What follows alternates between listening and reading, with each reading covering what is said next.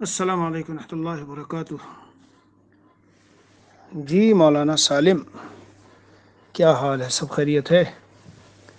آپ نے جو سوال پوچھا ہے تو چند مہینوں سے کیا بلکہ 1 سال ہونے کو ہے، اس پر مختلف علماء بڑے چھوٹے سب ہر طرف سے کافی تقریریں بیانات سب چیزیں آئی، اور میں تو معمولی آدمی ہوں بظاہر، ساؤتھ افریقہ میں یہاں رہتا ہوں، لیکن ماشاءاللہ یہاں کے جو اکابر ہیں اور بڑے حضرات ہیں ان کی طرف سے تقریریں انگلش میں اور ہند و پاک سے اردو میں وغیرہ آتی رہی کہ یہی کورونا وائرس پھیلتا ہے، نہیں پھیلتا اور لگتا ہے اور احتیاط کرنی چاہیے یا کیا کرنا چاہیے۔ عام جس طرح حالات میں ہم رہتے ہیں کوئی پرواہ کیے بغیر بس ایسے رہیں یا کچھ احتیاطی تدابیر اختیار کریں، لیکن چونکہ آپ کو مجھ سے ایک مناسبت ہے، محبت ہے، عقیدت ہے، تعلق ہے، اور آپ یہ چاہتے ہیں کہ میں اپنی رائے سے آگاہ کروں اور بتاؤں، تو بہرحال بتا دیتا ہوں۔ ہوتا ہے بہت سے مرتبہ کسی کو کسی سے مناسبت، تو وہ اس کا جی چاہتا ہے کہ یہاں سے بھی ہمیں پتہ چل جائے، اور پھر وہ اس بات کو مانتے ہیں، تسلیم کرتے ہیں۔ تو بہرحال دیکھو، یہی 7 8 10 مہینوں میں نے بھی بہت سی کتابیں بھی دیکھی اور بہت سے حضرات کی باتیں بھی سنی، لیکن میرا اپنا جو دل ہے مولوی سالم، وہ آپ کو میں بتا دوں کہ مجھے بہت زیادہ مناسبت حضرت مفتی تقی شیخ الاسلام حضرت مفتی تقی عثمانی حفظہ اللہ کے موقف و مسلک سے عام متن چیزوں میں ہوتی ہے، تصویر سے ہٹ کر۔ تصویر کے معاملے میں تو خیر بالکل نہیں، ہاں، لیکن اس کے علاوہ عام طور پر حضرت کی جو باتیں ہیں وہ بہت جامع، مثلا سعود افریقہ میں رہنے والے اور خلیج کے ملکوں میں اور امریکہ فرس میں اور ہندوستان یہاں وہاں، تو وہ بہت سے ایسی حکومتی چیزوں کے دباؤ میں اور اس میں ہوتے ہیں، اور ایسے بہت سے معاملات ہوتے ہیں کہ ان سے وہ گزرے ہوئے نہیں ہوتے، اور حضرت شیخ الاسلام مفتی تقی صاحب قدیم و جدید کے بالکل ایک ایسے جامع ہیں، اور سب حالات اوپر نیچ کے سب سے اس طرح کی معلومات، یہ نہیں کہ وہ نبی ہے، لیکن اپنی اپنی رائے کی بات ہوتی ہے۔ جیسے میں بس یہ عرض کرتا ہوں، جیسے حضرت تھا مفتی تقی صاحب خود فرماتے ہوئے، مجھے سب سے زیادہ مناسبت حضرت تھانوی رحمۃ اللہ علیہ کے علوم سے سب سے زیادہ فیض ہے، اور میں سب سے زیادہ ان سے وہ رکھتا ہوں۔ تو اپنا اپنا ذوق ہوتا ہے، تو جو باتیں ان سے وقتاً فوقتاً آتی رہتی ہے، طبیعت کو بہت لگتی ہے، لیکن میں اپنی طرف سے جو کچھ قرآن و سنت کی روشنی میں صحیح سمجھتا ہوں، آپ کو تھوڑا سا ایک اختصار سے دلائل کے ساتھ عرض کر دوں۔ بے عالم ہیں اور آپ کو کہیں بیان کرنا ہو، کوئی بات پیش کرنی ہو، تو بہرحال علی وجہ البصیرت ہونی چاہیے، مدلل ہونی چاہیے، علی وجہ البصیرت ہو اور مدلل ہو۔ تو دیکھو، یہ جو سب سے پہلی بات تو میں یہ عرض کر دوں کہ یہ جو کورونا وائرس کا معاملہ ہے، جی، اس کے لگتی ہے بیماری نہیں لگتی، تو 2 پہلو ہیں۔ ایک تو یہ کہ کیا لا عدوہ بیماری کا لگنا ہے یا نہیں، پھر نمبر 2 یہ ہے کہ یہ کورونا وائرس ایک سے دوسرے کو لگتا ہے، تیزی سے لگتا ہے اور قریب آنے سے لگتا ہے، یا فضا میں رہنے سے لگتا ہے، کیا شکل ہے، اور یہ صرف کوئی بیماری حقیقت میں ہے یا کوئی یہ محض سازش ہے، اور جیسے پتہ نہیں کیا کیا کیا کیا آ رہا ہے خبروں میں کہ آبادی کو یہ کرنے کے لیے وہ کرنے کے لیے۔ خیر، مجھے اس تفصیل میں نہیں جانا۔ تو مولانا سالم، آؤ میں آپ کو پہلے کچھ ایسی باتیں مستند کتابوں سے پڑھ کے سنا دوں، کچھ باتیں ایسی مستند کتابوں سے پڑھ کر کے سنا دوں، اور پھر اپنا کچھ بعد میں عرض کروں گا۔ سب سے پہلے تو دیکھو، مرض ایک سے دوسرے کو لگ جاتا ہے، نہیں لگتا۔ بخاری شریف میں روایت ہے، اور ایک ہی روایت میں دونوں حصے ہیں۔ شروع میں ہے لا عدوہ، جی، اس کا پوری لمبی حدیث ہے، لا عدوہ ولا طیرۃ ولا سفر ولا الی آخرہ، اور اس کے بعد اخیر میں ہے کہ وہ فر من المجذوم فرارک من الاسد، شیر سے اس طرح بھاگو جیسے مجذوم سے اس طرح بھاگو جیسے شیر سے بھاگتے ہو۔ اور شروع میں ہے کہ لا عدوہ، لا عدوہ کا معنی یہ ہے کہ بیماری ایک سے دوسرے کو لگتی نہیں۔ حضرت علماء اور شیخ الحدیث، علماء اور بڑے بڑے مشائخ کے شیخ الحدیث حضرت شیخ سلیم اللہ رحمہ اللہ، مولانا سلیم اللہ صاحب، جو پاکستان کی سرزمین میں بہت بڑے علماء میں جن کا شمار تھا، انہوں نے اس بارے میں جو لکھا وہ سنو، پہلے میں آپ کو وہ سناتا ہوں۔ معتبر مستند کتاب کشف الباری حضرت کی شرح فرماتے ہیں کہ مجزوم سے اس طرح بھاگو جس طرح تم شیر سے بھاگتے ہو۔ تعدی امراض ہوتا ہے یا نہیں، اس میں احادیث مختلف ہیں۔ بعض روایت سے معلوم ہوتا ہے کہ امراض کا تعدیہ نہیں ہوتا، اور بعض سے معلوم ہوتا ہے امراض میں تعدیہ ہوتا ہے۔ جن روایات سے معلوم ہوتا ہے امراض میں تعدیہ نہیں ہوتا، ان میں سے چند یہ ہیں۔ فرمایا ایک تو یہی حدیث ہے لا ادوا۔ ایک اور حدیث ہے کہ نبی اکرم صلی اللہ علیہ وسلم نے مجزوم کے ساتھ، جو کوڑھ کی بیماری میں مبتلا تھا، اس کے ساتھ بٹھا کے کھانا کھایا، اور اس وقت یہ ارشاد فرماتے ہوئے کھانا کھایا، ثقتم باللہ وتوکلا علیہ، اللہ تعالیٰ پر بھروسہ کر کے ہم کھانا کھا رہے ہیں اور اللہ پر اعتماد ہے، توکل ہے، ہمیں کوئی ڈر نہیں۔ یہ خلاصہ ہے۔ ایک اور حدیث شریف حضرت مولانا سلیم اللہ خان صاحب رحمہ اللہ نقل فرماتے ہیں کہ صحیح مسلم میں ہے کہ حضور اقدس صلی اللہ علیہ وسلم نے عدوا کی نفی فرمائی، یعنی ایک سے دوسرے کو بیماری لگنے کی۔ تو ایک اعرابی نے کہا کہ اے اللہ کے رسول صلی اللہ علیہ وسلم، ایک خارش زدہ اونٹ، جسے خارش ہو، تندرست اونٹوں کے ساتھ کھڑا ہوتا ہے اور اس کی خارش صحیح اونٹوں کی طرف منتقل ہو جاتی ہے، یعنی وہ صحیح والے اونٹ بھی خارش زدہ ہو جاتے ہیں۔ تو حضور اکرم صلی اللہ علیہ وسلم نے اس اعرابی سے فرمایا فمن عدل اول، فمن عدل اول، پہلے اونٹ کو یہ بیماری کس نے لگائی یہ بتاؤ؟ اگر بیماری اس سے اس کو لگی ہے تو پہلے کو کس نے لگائی؟ تو جس نے پہلے کو لگائی اس نے ان کو لگائی۔ ٹھیک ہے، اب سنا آگے۔ حضرت فرماتے ہیں مولانا سلیم اللہ خان صاحب، اس کے برعکس بعض روایات سے تعدیہ امراض کا ثبوت ملتا ہے، جیسا کہ فر من المجزوم، جی فرارک من الاسد کما تفر من الاسد۔ اسی طرح سنن ابن ماجہ کی ایک حدیث میں ہے لا تدیم النظر الى المجزومین، یعنی جو میں ترجمہ کر رہا ہوں، جو کوڑھ میں مبتلا لوگ ہیں ان کی طرف نظر کو تدیمو، دیر تک، لمبا دیر تک مت رکھو۔ اسی طرح ایک حدیث شریف میں ہے کہ لا یورد ممرض علی مصحن، مریض کو تندرست آدمی کے پاس نہ لایا جائے، جو بیمار آدمی ہے اسے تندرست کے پاس نہ لاؤ۔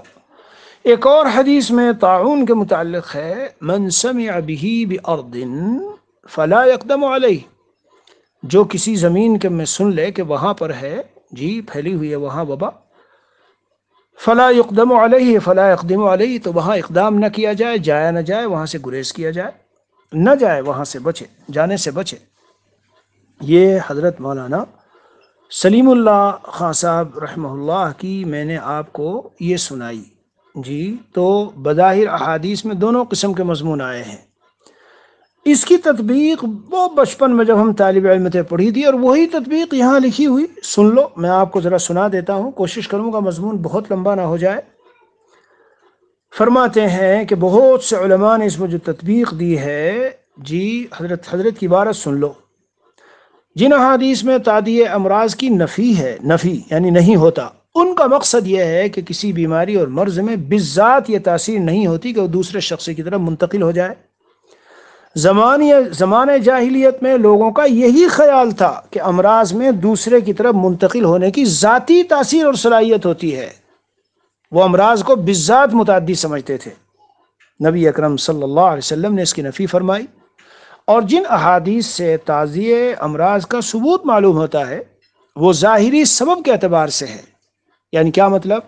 اللہ جل شانہ نے ظاہری سبب کے طور پر بعض امراض میں تعدیہ کا وصف پیدا فرمایا کہ وہ دوسرے کی طرف منتقل ہو سکتے ہیں، لیکن سبب حقیقی اور مؤثر اصلی کے طور پر یہ وصف ان میں نہیں، لہذا نفی سبب حقیقی کی ہے اور اس بات سبب ظاہری کا ہے۔ اس لیے دونوں قسم کی حدیث میں کوئی تعارض نہیں ہے۔ جواب سمجھ میں آیا مولوی سالم؟ اور بھی روایات ہیں، جی ہاں، ایک روایت ہے کہ کان فی وفد بنی ثقیف رجل مجزوم، بنو ثقیف کے وفد میں جی ایک مجزوم شخص تھا، کوڑھ کی بیماری والا، فارسل الیہ النبی صلی اللہ علیہ وسلم، حضور اکرم صلی اللہ علیہ وسلم نے ان کو یہ کہلا کے بھیجا ارجع فقط بایعناک، ایک روایت میں ہے انا قد بایعناک، لوٹ جاؤ، یہاں نہ ہو ہمارے پاس، ہم نے تم کو بیعت کر لیا، ہم نے تم کو بیعت کر لیا۔ کنز العمال کی ایک روایت میں حضرت عمر رضی اللہ عنہ کا یہ مقولہ ہے، معقیب رضی اللہ عنہ سے فرما رہے ہیں اجلس منی، مجھ سے اتنی دور بیٹھو، قید رمحن، ایک نیزے کے برابر فاصلے سے بیٹھو، وکان به ذلک الداء، ان کو یہ بیماری لگی ہوئی تھی۔ حضرت عمر رضی اللہ عنہ کا واقعہ، حضرت عمر رضی اللہ عنہ کا واقعہ مشہور ہے، یعنی اتنا مشہور ہے کہ طیب اردگان کی زبان سے اس کو بیان کرتے ہوئے میں نے ابھی یہ کورونا کے مسئلے میں اس کو بیان کرتے ہوئے سنا، میں نے یہ اتنا مشہور مضمون ہے۔ حضرت عبداللہ بن عباس کی روایت ہے کہ حضرت ابو عبیدہ بن الجراح اور ان کے ساتھی حضرت فاروق اعظم رضی اللہ عنہ سے ملے اور انہیں بتلایا کہ ملک شام میں وبا پھوٹ پڑی ہے۔ حضرت فاروق اعظم رضی اللہ عنہ نے فرمایا کہ میرے پاس مہاجرین اولین کو بلاؤ۔ ان کو بلایا گیا، آپ نے ان سے مشورہ کیا اور انہیں بتلایا کہ شام میں وبا پھوٹ پڑی ہے، وہاں جانا چاہیے یا واپس ہو جانا چاہیے۔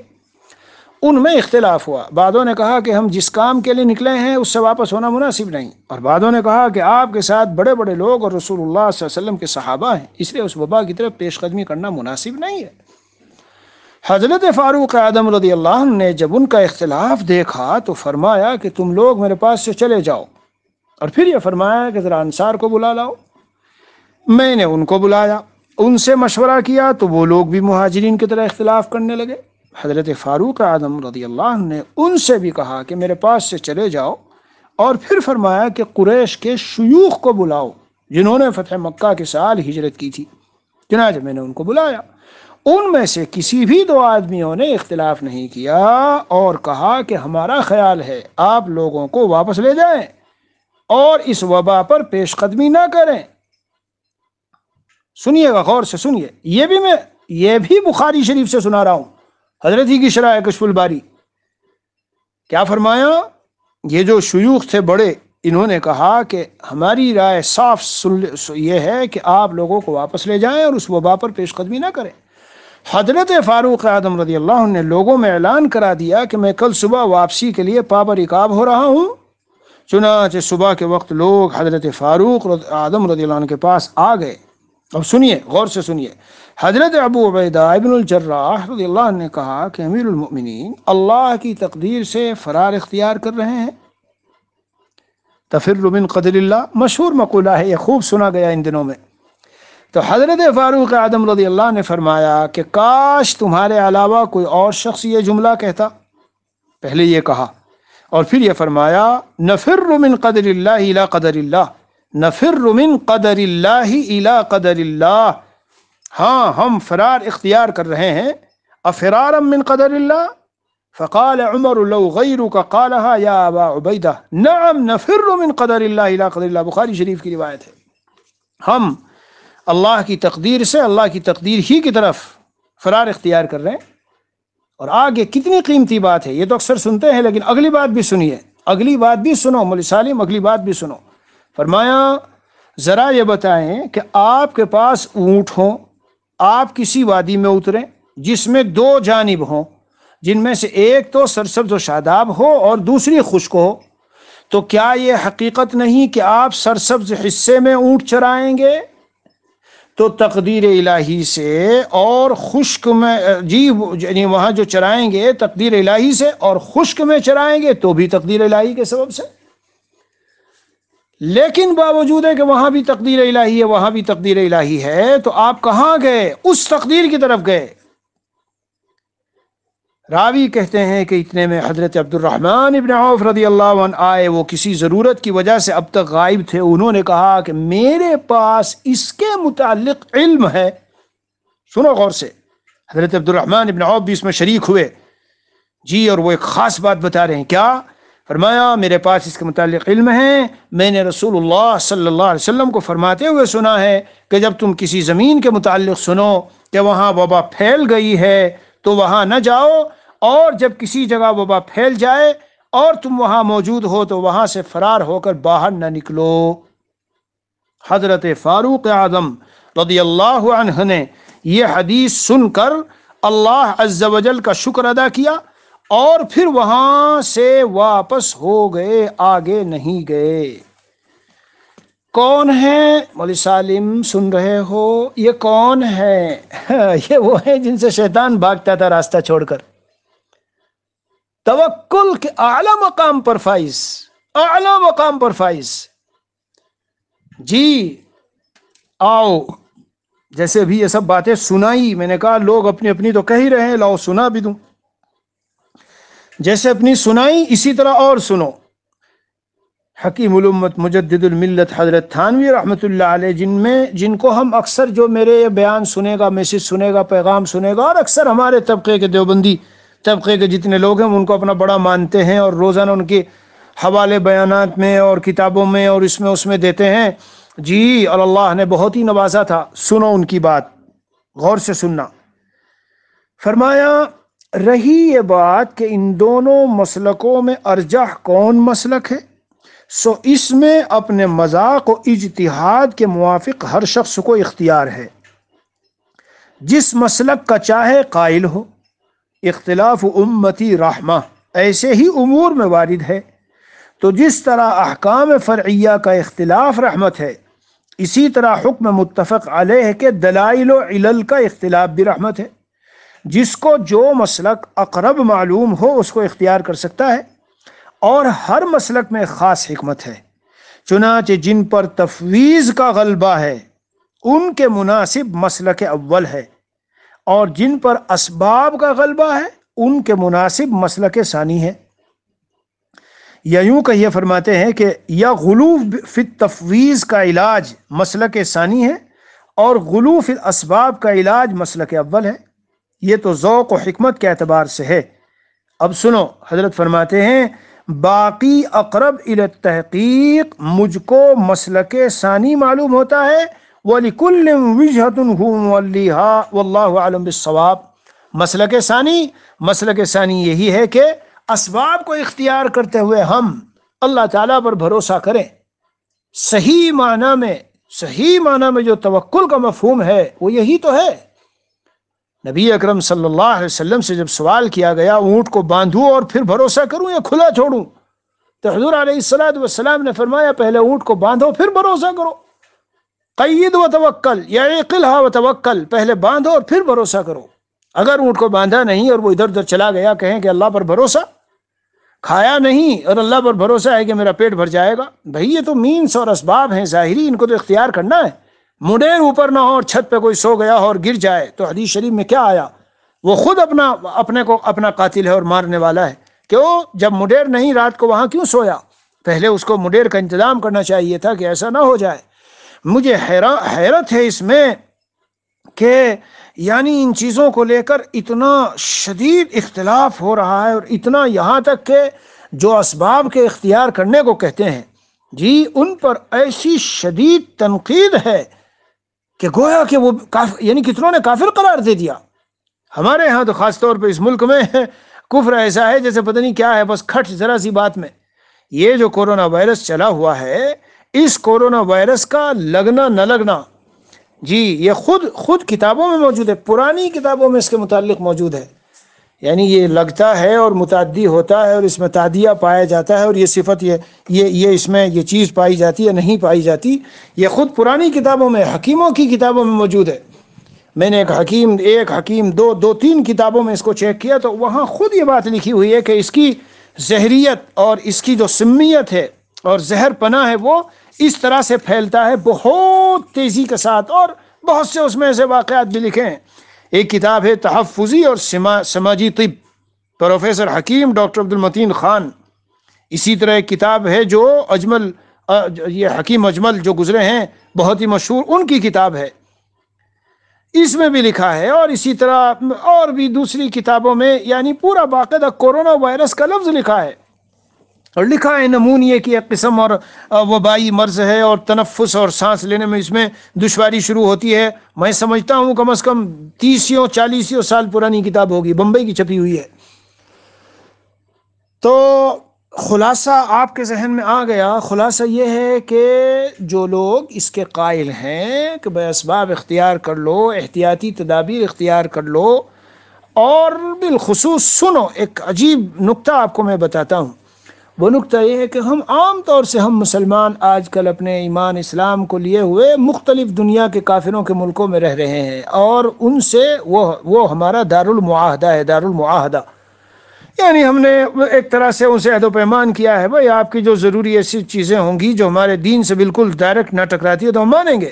تو اب اگر وہ ماسک پہننے کو کہتے ہیں، جی سوشل ڈسٹنس کو کہتے ہیں، ماسک پہننے کو کہتے ہیں، یا اسی طریقے سے وہ سینیٹائزر کے استعمال کو کہتے ہیں، یا اور اس طرح کی کچھ چیزیں ہیں جن کو وہ کہتے ہیں، لیکن ڈائریکٹ ہماری کسی عبادت پہ کوئی حملہ نہیں۔ ہم کو نہیں کہتے کہ مطلب نماز پڑھنا چھوڑ دو جی اور مسجدوں میں جانا چھوڑ، اس میں ہمارے یہاں تو میں اپنے سوت افریقہ کی بات بتاتا ہوں، افراط و تفرید کا معاملہ ہوا۔ افراط و تفرید یعنی ایک طبقہ ایسا نکلا، معلوم نہیں انہوں ان کے سامنے کہاں سے دلائل آئے اور کیا آیا، کہ ایک طبقہ ایسا نکلا کہ اس نے کہا مسجدوں کو بند کر لو بھائی، مسجدوں کو بند کرنے والی باتیں انہوں نے کہنی شروع کی، اور بہت سی مسجدوں کو بند کر لیا۔ میں تو حیرت میں پڑ گیا کہ آخر کس طرح کی ذہنیت ہے۔ چلو مسجدوں کے متولی اگر ایسا کریں کہ وہ بیچارے بہت سارے اکثر و بیشتر جاہل تاجر ہوتے ہیں، ان کو پتہ نہیں ہوتا، لیکن علماء کو اپنی ذمہ داری ادا کرنی چاہیے اور کہنا چاہیے کہ بھائی مسجدوں کو کیوں بند کرا رہے ہو؟ حکومت کا یہ ہے وہ ہے، حکومت سے کچھ بات کی جا سکتی ہے، کوئی شکل بنائی جا سکتی ہے یا ایسا کوئی نظام، لیکن ہم پہلے ہی ابھی تو حکومت کا یہاں میں نے دیکھا، یہاں تو ابھی حکومت کی طرف سے آیا بھی نہیں تھا، بھائی 100 آدمی پڑھ سکتے ہو، 50 پڑھ سکتے ہو، وغیرہ پڑھ سکتے ہو، تو ایک مسجد کے اندر چند بلوک ہیں، ایک حصہ یہ ہے، ایک حصہ یہ ہے، ایک حصہ یہ ہے، ان بلوکوں میں پڑھ لو، 50 ادھر ہو گئے، 50 ادھر ہو گئے، 50۔ یہی میں کہتا ہوں کہ اگر ہم کافر حکومت میں ہیں اور دار المعاہدہ ہے وہ، جی دار الحرب نہیں ہے، اور انہوں نے ہمیں بہت ساری سہولتیں دی اور امن دیا ہے اور ہمیں دین پر عمل کرنے کے لیے ایک فریڈم اور بالکل آزادی دی ہے، تو اس کا یہ مطلب تو نہیں ہے کہ ہم اسے جنگ چھیڑ دیں کہ وہ جو کچھ کہہ رہے ہیں بالکل اس کے خلاف جائیں گے۔ یعنی ایک طبقہ تو وہ ہوا کہ مسجد کو اس سے پہلے ہی انہوں نے بند کر ڈالا، بھی ان کی طرف سے بھی کچھ نہیں آیا، اور ایک طبقہ وہ ہوا کہ بالکل حکومت کو کوئی خاطر میں نہ لائے اور ٹکراؤ کی شکل اور اس پر تنقید اور اس کے خلاف چلنا، اور بالکل ٹوٹلی اپوزٹ، بالکل اے ٹو زیڈ۔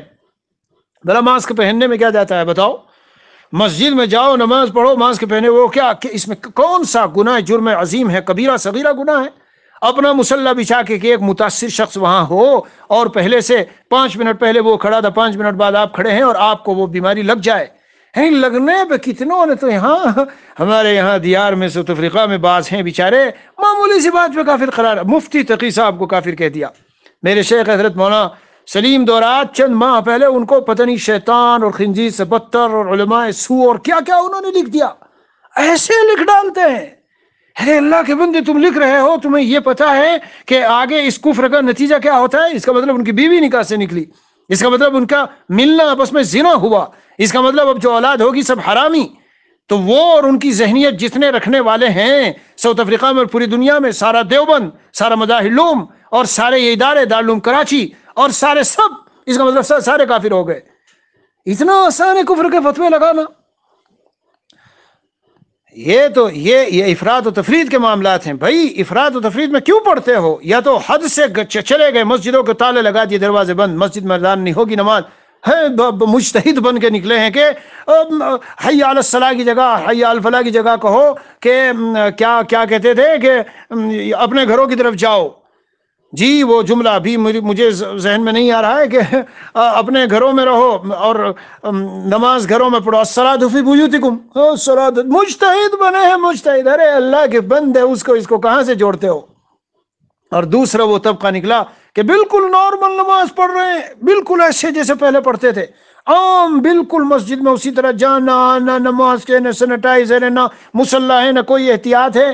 یہ وظاہر یہ دکھا رہے ہیں کہ ہم یہ ہے کہ آؤ لوگوں مسجد میں نماز پڑھو، آپ سد باب بن رہے ہیں، لوگوں کے لیے رکاوٹ کا ذریعہ بن رہے ہیں۔ میری کتنوں سے یہاں ملاقات ہوئی جو کہتے تھے اس لیے ہم نہیں جا سکتے کہ بالکل احتیاط نہیں برتی جا رہی ہے، ہم مسجد میں اس لیے نہیں جا رہے ہیں۔ اور یہ بات جو محدث پہلے رک گئے، ابن حجر اسقلانی اور بڑے بڑے محدث، جی کہ بیماری لگے گی اللہ کے فیصلے سے، لیکن وہ عام آدمی جس کا اتنا بڑا توکل اور اتنا عقیدہ اور اتنا پختہ وہ نہیں ہے، وہ فوراً چھٹتے ہی یہ کہے گا دیکھو میں یہاں گیا بس مجھے بیماری لگ گئی۔ کتنوں نے کہہ دیا میں مسجد میں نماز پڑھنے گیا لگ گئی بیماری۔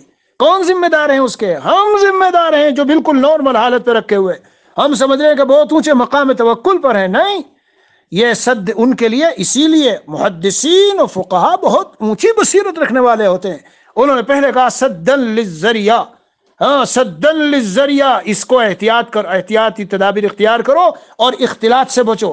جو کوڑھی کا مرض آتا ہے اس میں یہ بات آئی ہے، سدن للذریعہ یہ کہا جا رہا ہے، ورنہ تو اصل تو مؤثر بذات اللہ کی ذات ہے۔ دنیا میں کون ہے جو یہ نہیں مانتا کہ اصل مؤثر بذات اللہ کی ذات ہے؟ کون سا مسلمان ہے ایسا؟ ہر ایک مانتا ہے۔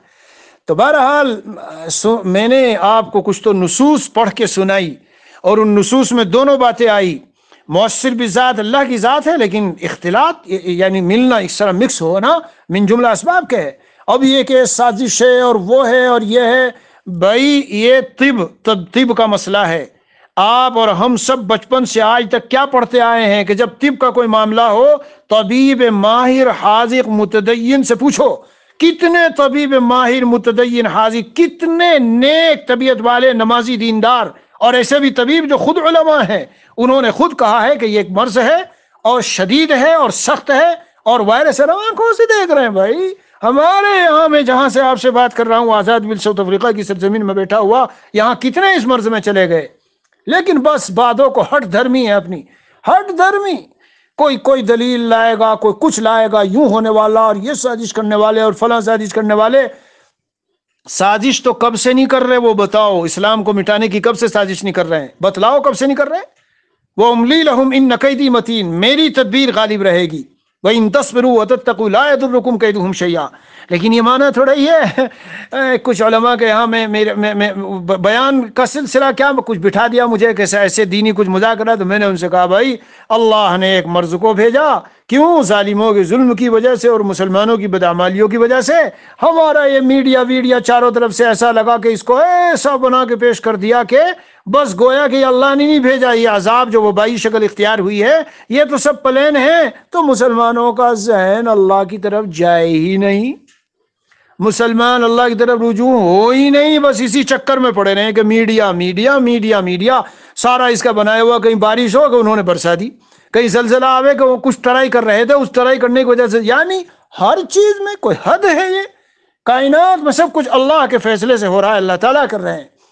یہ نہ کہنا کہ میں اپنے بیان میں کہہ رہا ہوں کہ سازش نہیں، ارے سازش بھی اگر ہو، لیکن جو وبائی شکل بن کے سامنے آیا اور جس طرح سے اس وقت میں پوری دنیا کو اس نے لپیٹ میں لیا ہے، ہمیں اللہ کی طرف رجوع ہونا چاہیے، ان بحثوں میں پڑے رہنا۔ تو بہرحال بات آئی سمجھ میں۔ آپ نے سوال کیا تھا کہ میرا کیا موقف ہے اور میں کیا سے وہ کرتا ہوں۔ میرا موقف یہ ہے بالکل واضح، میں تو ان اپنے علماء کے ساتھ ہوں جو راہ اعتدال پر ہیں۔ حضرت مفتی ہمارے ملک میں حضرت مفتی ڈیسائی ابراہیم ڈیسائی ہے، ماشاءاللہ ایک بات سے میں متفق ہوں، حضرت مفتی تقی عثمانی۔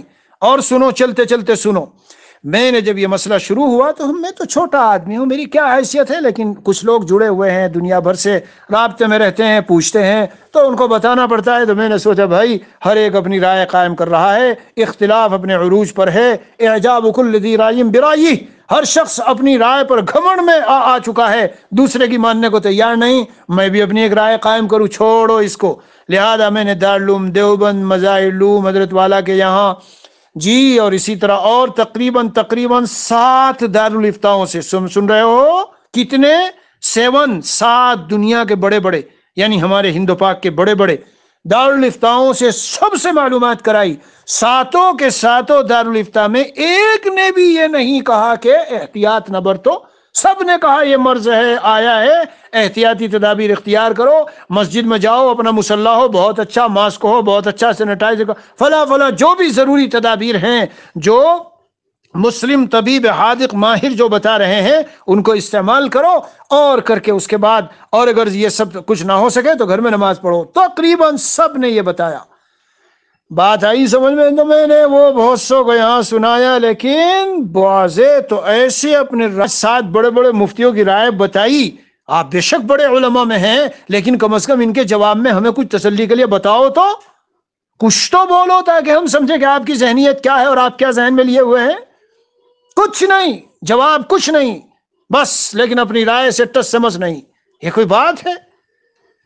یہ کوئی طریقہ نہیں ہوتا۔